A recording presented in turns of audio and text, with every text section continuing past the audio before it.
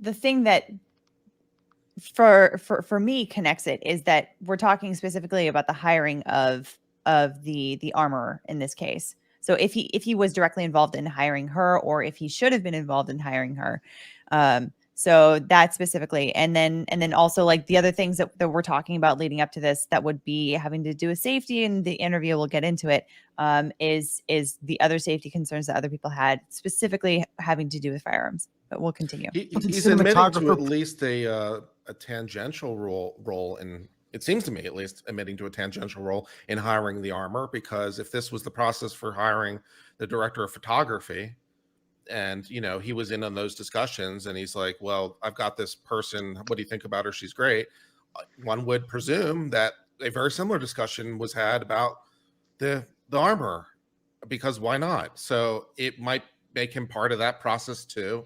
So and he would be in a position to, for example, offer concerns about I don't know what the conversation is, obviously, so I'm guessing in the dark.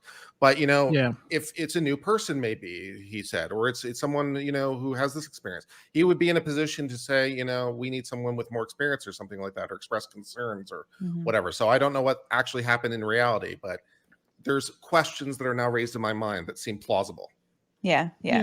But again, I think it all comes back to, how does this impact the criminal liability? Because let's say if he did hire the person, and the armor was incompetent, right? He hired the armor, they were incompetent, and they gave him a gun that said, "Hey, this gun is totally safe. It's not even a real gun." And handed him a gun that happened to be a real gun. I don't, even the fact that he hired that person, I don't see how that would then affect his criminal liability in that moment, right? So so I guess less so for criminal liability and more so for civil liability.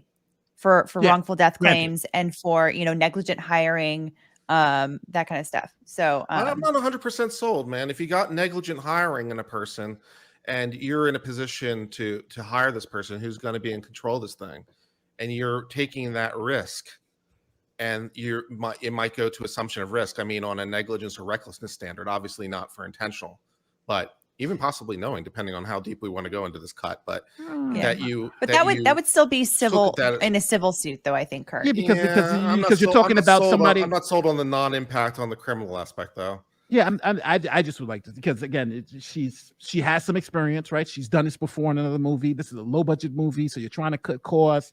You have an armor that's That's it's not the best. The phrase you want as prosecutor, right? They're trying to cut costs. Yeah, exactly. Of course they are trying. Please say that. Please say that out loud. That's what I'm saying. They are trying to cut costs. Oh, you're trying to cut costs. How interesting. Where were you trying to cut costs? In the armor, for example? How interesting. Wonderful information. They are trying to cut costs, but then again, when this armorer, who you're trying to cut costs, he hands you the gun, says it's safe, and everybody in the room thinks it's safe.